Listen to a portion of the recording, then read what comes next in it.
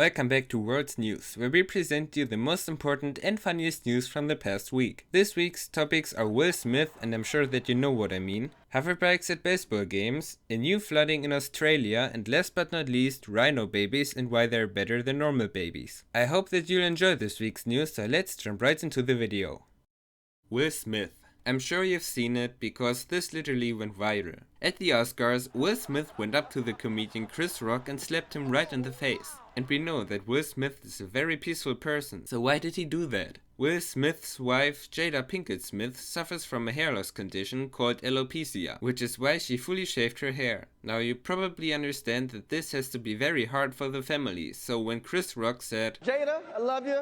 G.I. Jane 2, can't wait to see it," Will Smith lost it and slapped him. He later received an Oscar for his performance in King Richard, where he plays the father and coach of the Williams sisters, and used his second appearance on stage to apologize for his behavior, and he later wrote in the social networks that he was sorry for his actions and that violence in all forms is poisonous and destructive. So he really seems to regret that he flew off the handle like that, but I think that this will be forgiven, but not forgotten.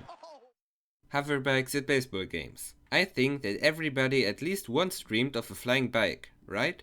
I mean, this would be so cool, just flying away whenever and wherever you like, but modern technology is still far away from this fantasy, or isn't it? The other day I found this video of ex-MLB star Tsuyoshi Shinjo making a grand entrance on a hoverbike at a baseball game in Japan. And that was when I thought about whether there really are hoverbikes like that, which ordinary people could buy on the internet. And of course, they aren't really sold yet, but I was really surprised of how far that technology has already come. But once I'm talking about this topic, I'll tell you some more facts about these hoverbikes. The bike that you can see in the video was probably built by the Tokyo drone startup ALI Technologies in Japan.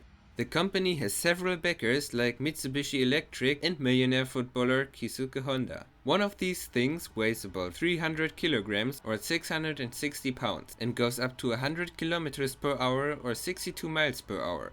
Apart from that, the battery of these hoverbikes can last up to 40 minutes, which isn't bad for a battery-powered aircraft like that, but you really can travel far distances with it. On the internet, I found that this company actually wants to build and sell 200 hoverbikes to a selected circle of customers in the first half of 2022, but most people probably won't be able to afford it, since one of these will cost approximately 77.7 million yen or $680,000, so we'll have to start saving, I guess. But even though they can travel far distances, how savage must it be to get something from the supermarket with your flying bike? I mean, you definitely would be the coolest person in the parking lot, that's for sure.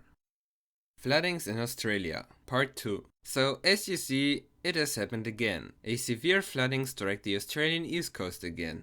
After parts of Australia were flooded 3 weeks ago and countless people lost their homes, Australia was hit by severe flooding once again. And right now I didn't hear of any human losses, so let's hope that it stays that way. Apart from that, it's mostly what I told you 3 weeks ago. Countless homes and businesses were flooded and even more areas have no power. It's a huge catastrophe. But remember what I told you about Scott Morrison, the Australian Prime Minister. He's denying any links between the use of fossil fuels and the climate change, which is probably the cause for extreme weather like this. But don't get me wrong here, I'm not saying that anybody would deserve this, not even Mr. Morrison himself. But you should wonder why stuff like this happens and how you could possibly prevent it from happening.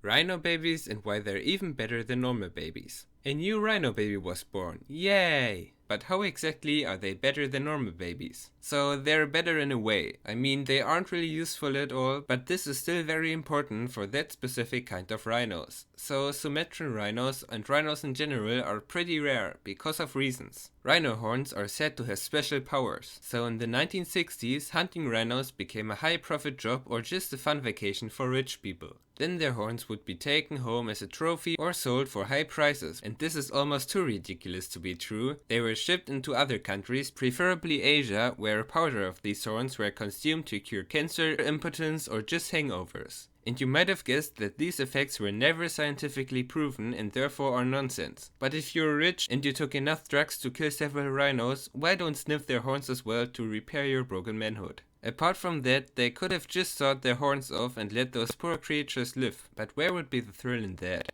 so they just ripped their horns off, sometimes with parts of their skulls, sorry to sensitive viewers by the way, and left them to die alone and in agony. That much to the superior species humans, right? But of course, very few humans did this. So when the general society heard that rhinos were close to extinction, they immediately stopped this. In 1980, the trade of rhino horn was banned by the Convention on International Trade in Endangered Species. And of course, hunting them was forbidden too. But laws never stopped all people from doing forbidden things. So in 2012, at least 618 rhinos have been poached in South Africa, which is nearly double the number of rhinos poached in 2010. So long story short, rhinos are still close to extinction for some nonsense reason, and the most endangered rhinoceros species due to its rapid rate of decline is the Sumatran rhino. Because of poaching, the number of Sumatran rhinos has decreased more than 70% over the last 20 years, which is why this news is even better. Because just a few days ago, a Sumatran rhino was born in captivity at a sanctuary in Indonesia. And this is great news, because if Sumatran rhinos keep reproducing, there will be a next generation of Sumatran rhinos, and maybe their number will even grow further and they can be saved from extinction. But this would take a while, so for the moment the world is just enjoying this very important rhino baby.